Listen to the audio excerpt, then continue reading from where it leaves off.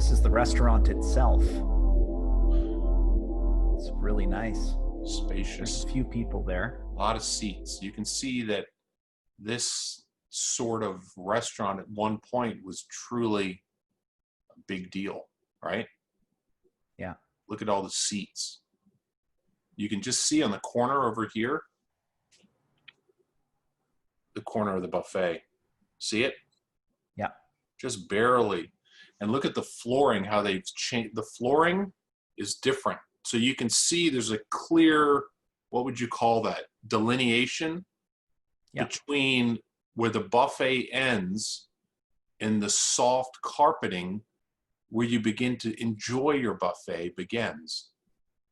This is a trademark, I think, of the buffet type of service, because you don't want a carpet. What would be the practical reason to not have a carpet near the buffet? It would get ruined from spillage. People drop things. It's hard to clean. See, people drop things from the buffet. You know, the tongs, they don't have the dexterity to use the tongs, or the tongs they put tongs into the buffet for something that's not really suited for a tong. You know what I mean? So maybe peas, loose peas. Wow, how frustrating would that be with a tong? But maybe they didn't have enough spoons and they had no choice. But then you have peas falling to the ground, right?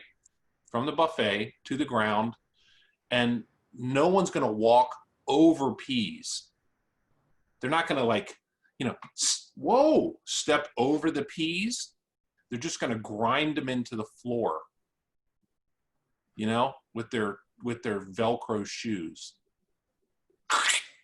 What's interesting is they've prioritized ease of cleaning over safety. If you drop some peas on the carpet, yes, they're hard to clean, but if you step on the peas, you won't slip. Same as if you spill some liquid on a carpet, you're not going to slip, but it's hard to clean. So it's clear that buffets have chosen ease of maintenance over safety. And I think the buffet, regardless of the fact that we have this virus now, I think the buffet was doomed to begin with, because there may have been instances where people have injured themselves near the buffet due to slipping on spillage. Wonder what those guys are talking about back there. You see them? Yeah. So you see the one guy, and that's a very good point. You make a good point. I want to acknowledge that. Thanks. Yeah, I was listening. Yeah. Don't be like that.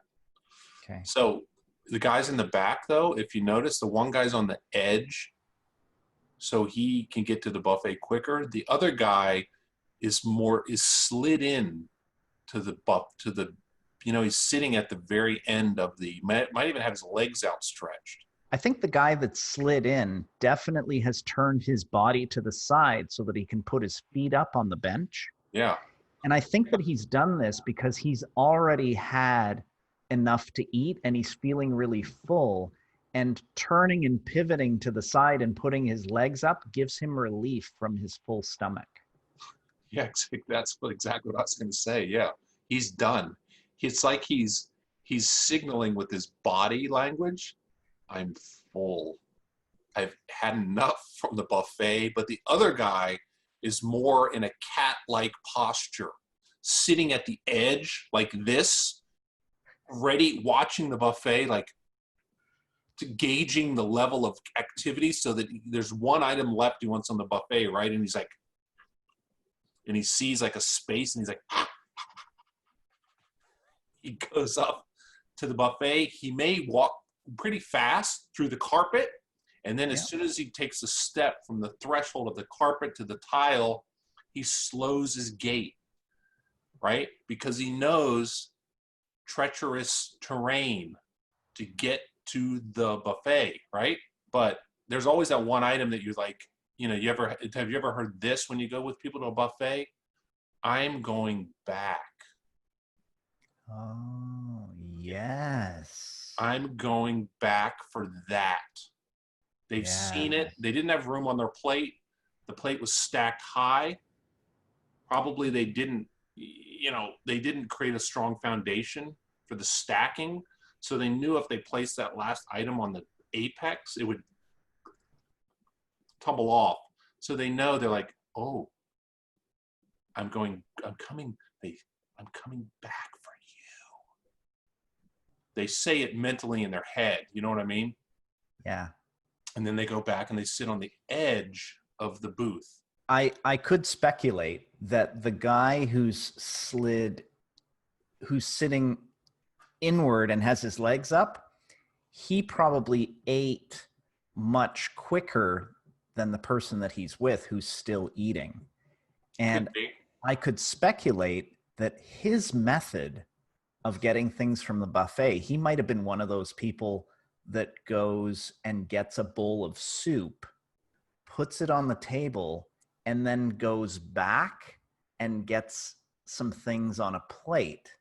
Yeah. So he's eating off of a plate and a bowl of soup at the same time. Like maybe he's got some bread on the plate and he's dipping the bread in the soup, right? Because he can't just have the soup on its own, and you can't put a piece of bread, you can't balance it on top of the soup. So you need to go back for a second trip. So I think the guy that finished eating before the other guy and is now in relax full stomach mode, he probably used that method of going to the buffet and sort of getting more food. And it's not because he didn't think he would have enough time or anything, but he wanted to have certain types of food all at once in the first sitting, a bowl of soup and then some stuff on a plate to eat with the soup. True. So also, he might have been one of those people who doesn't like different sauces touching foods that those sauces aren't supposed to touch. So, for example, maybe he got a big piece of roast beef, and then he wanted to put the juice on the roast beef. You know how they have the au jus for the beef. So he might have wanted a piece of beef with the juice on it, but he also may have had a slice of lasagna and didn't want any of the beef juice touching the lasagna. So what he might have done is he might have gone up to get a plate of lasagna and then gone back to get another plate with beef. He wanted to eat the beef and the lasagna interchangeably, but he didn't want them touching each other. Yeah. Which basically amounts to eating more food in one sitting sometimes, because you're not necessarily going to only put lasagna on the plate by itself. You might put something else where you don't mind the tomato sauce touching that, depending on what your preferences are. It's a good point. Maybe he combined courses too, where he just put everything, the other guy might be kind of have had his salad, right? And then maybe an appetizer. And now he's having his entree, where the guy leaned back in what did you call it? The full stomach posture? Yes. He's like, he combined all courses, salad, and then as the base, right?